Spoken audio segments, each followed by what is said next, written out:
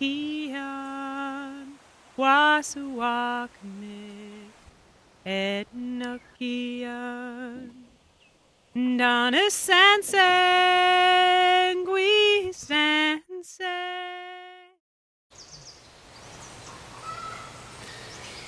Next time you're out on a hike in the forest and you're admiring the beauty of nature, listen for the unseen intelligence. It's under every leaf, it's under every rotted log. It's a symphony of life, of bacteria, fungi, acetomites, all working in harmony to nourish the earth. These tiny beings aren't just random, they are the elders on the earth. They remember the seasons, they remember the migration of animals, and they remember the past of the old fallen trees. They remember the footsteps of our ancestors, and they remember the prayers that were whispered into the soil. They're the ancestors of our earth. They shape the very conditions for us to have life. They break down the nutrition in which our food grows on and feeds us, that nourishes us, and reconnects us to the earth. To harvest indigenous microorganisms is not merely just a technical process, but it's a ceremony of listening and observing and connecting. It's a humble act of rejoining the web of relationships that sustain us at our very core and this planet. So when we enter the forest, we do so not as extractors, but also as guests and students, with reverence, with patience. With this understanding, we're able to tune in to a much older wisdom. This is the beginning, and this is also the past. And this is how we remember our place.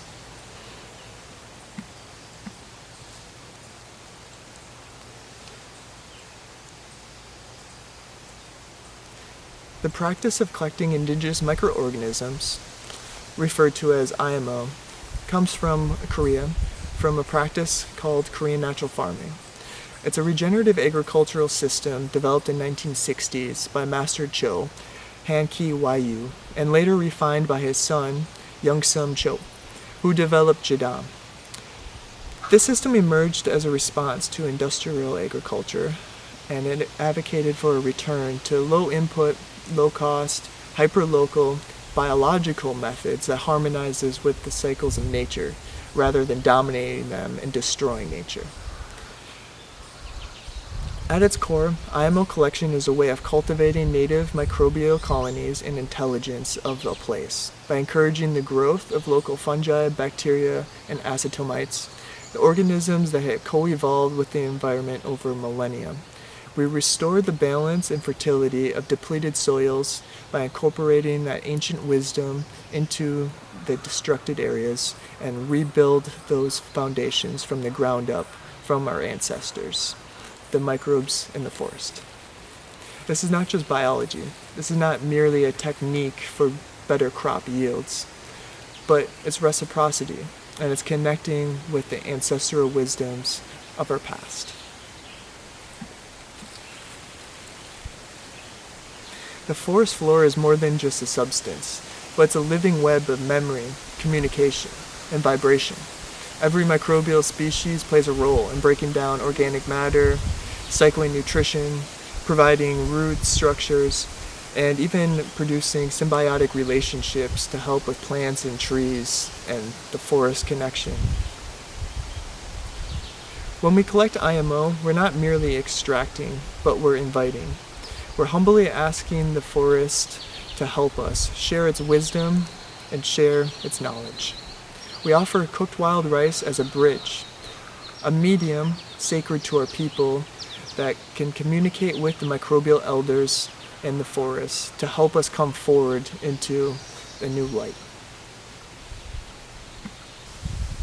Offering a sacrifice to the forest to help bring back and heal our land is nothing new, but merely an indigenous cosmology that has been shared across this planet for as long as history has been shared.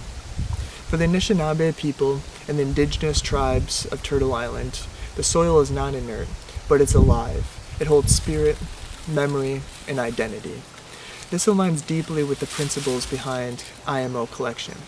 We're not creating life synthetically, but we're merely rekindling these ancient relationships of man and place, of spirit and earth. In this sense, IMO is not just a scientific method, but it's a ceremony of remembering. It's a renewal of sacred contracts with place. It's how we ask the land to help us grow in a good way, not through extraction or chemicals or through dominance, but through growth and through heart-based learning. Long ago, the Anishaanabe people received a prophecy. This prophecy came through the dream of a young boy, and it was passed down through generations.